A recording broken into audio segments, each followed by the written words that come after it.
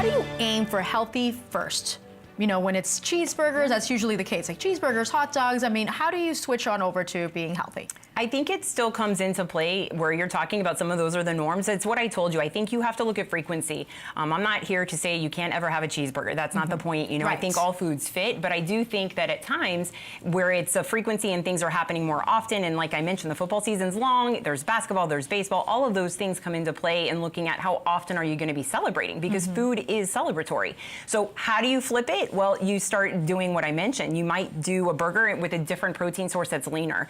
You might change the menu up and do something that's not been done before. And what might be here on the set today isn't normal or typical per se, Right. but that's where we have to change the norm and make this now something that people look forward to and see in a different light. And again, as I mentioned, if the vegetables are there, 9 times out of 10 people eat them. It's just they're sometimes not available. So I think really planning a menu that appeals to people and taking into consideration to have something there that they like is the key for everybody. And again, it shouldn't fall on just the host. If you're making the menu, maybe you make the menu and list everything that you want, and then people bring the different stuff. So then you can Right. have a little bit more control over what's being brought to the table. And this can be your new normal. Absolutely. I think that that's where people may not have the idea of what they could bring. Right. And we're going to talk about it in segment 3, but those are all the ideas of what can come together and really make it like a party, but yet still healthy and fun.